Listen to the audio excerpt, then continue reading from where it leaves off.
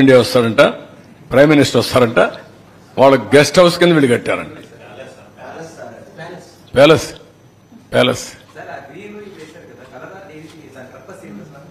Cover చేశారు, కనపడకుండా sheet వేశారు. ఎరోజన్ కంట్రోల్ చేయడానికి షీట్ వేశారు.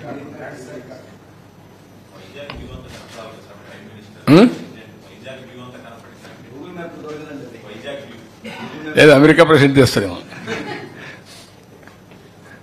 అంటే ఎంత అజం ఉండాలి ఒక వ్యక్తికి. 500 కోట్ల రూపాయలు కట్టి ప్యాలెస్ కట్టుకున్న వ్యక్తులు వీళ్ళు మాట్లాడతారు.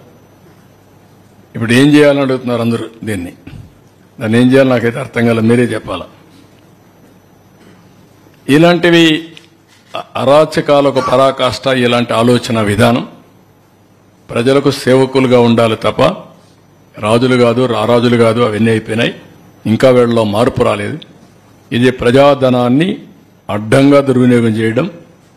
ఫారెస్ట్ అనేది ఋషికొండ అనేది ఋషులు అక్కడ తపస్సు చేసిన ప్రాంతం. అది ఒకప్పుడు ఎవరైనా సరే విశాఖపట్నానికి వస్తే ఈ కొండ చూసిన తర్వాత మేము విశాఖపట్నం వచ్చామని ఈ ఓడలు ఇవన్నీ వచ్చినప్పుడు, పడవలు వచ్చినప్పుడు చూసుకునేవారు.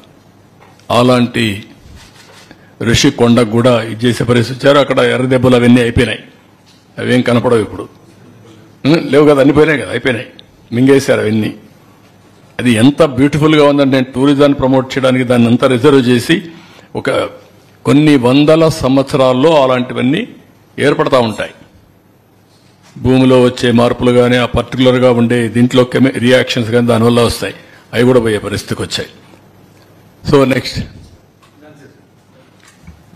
ఇది ఈరోజు నేను ప్రజలందరికీ విజ్ఞప్తి చేస్తున్నాం.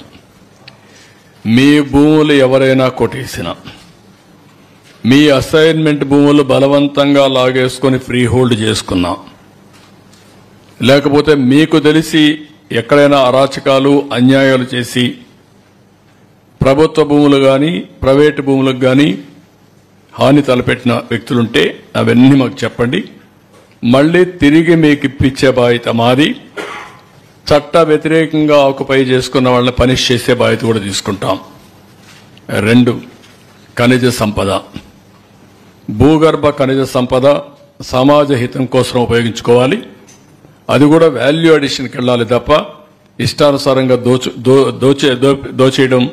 దోపిడీ చేయడం కరెక్ట్ కాదు. అందరికీ విజ్ఞప్తి చేస్తున్నా. ఎవరైనా మీవి క్రషర్ దగ్గర నుంచి పెద్ద పెద్ద క్వారీ వరకు ఏదున్నా కూడా మీవి కానీ బలవంతంగా లాగేసుకుంటే మీరు మాకు రిపోర్ట్ చేయండి. ముందుకు రండి, ధైర్యంగా మీకు ఇప్పిస్తాం.